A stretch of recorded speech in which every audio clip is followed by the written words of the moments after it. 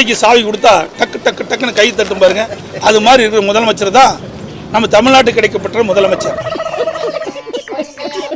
நீங்க எதுக்கு ஜெயிலுக்கு போனீங்கன்னு தெரிஞ்சுக்க துடிச்சிட்டு இருக்காங்க சார். சொல்றேன், மக்களுக்காக சொல்றேன். என் வீட்டுல தான் இருந்தீங்களா?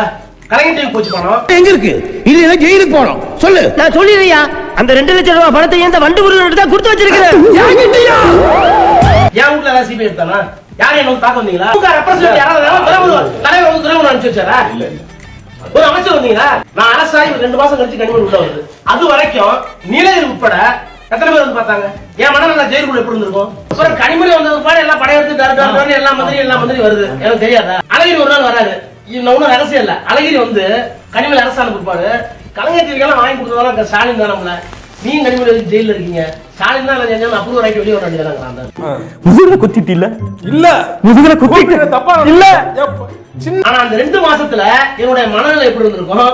நான் பஸ்ஸா என்ன இருக்கும்? நானும் பழிக்காத மாதிரியே எவ்வளவு நேரம் நான் அடிக்கிறது.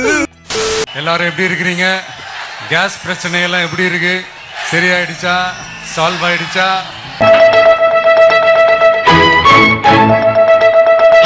நம்ம ஸ்டாலின் சாரை கேட்டீங்கன்னா நமக்கு அதுக்கும் சம்பந்தமே இல்லையே அப்படின்பாரு.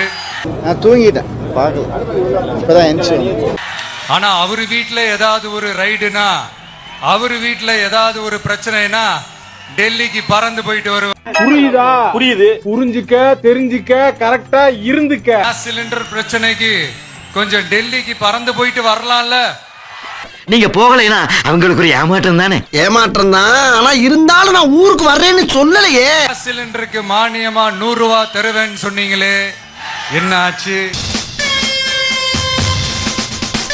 கரும்புக்கு ஆதார விலையா 4000 ரூபாய் தருவேன்னு சொன்னீங்களே, என்ன ஆச்சு?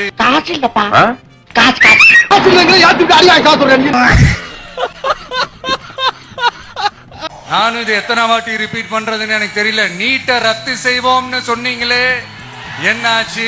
ஒரு ஊருக்காரனா இப்படி எக்கச்சக்கமா மாட்டிட்டு நல்லா வாப்பா இருக்கு.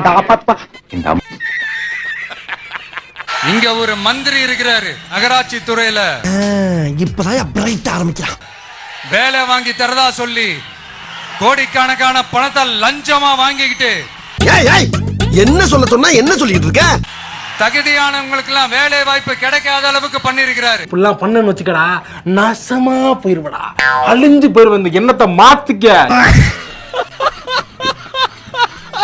பாதுகாப்பு இல்லாத, சட்டம் ஒழுங்கு சரியில்லாத இந்த தீய சக்தி திமுக அரசை என்ன பண்ணலாம்? தூக்கி வீசி அறிவோமா? அதுக்காக தான் காத்து நிக்கிறேன். உங்க விஜய்க்கு, உங்க அண்ணனுக்கு, உங்க தம்பிக்கு, உங்க பிள்ளைக்கு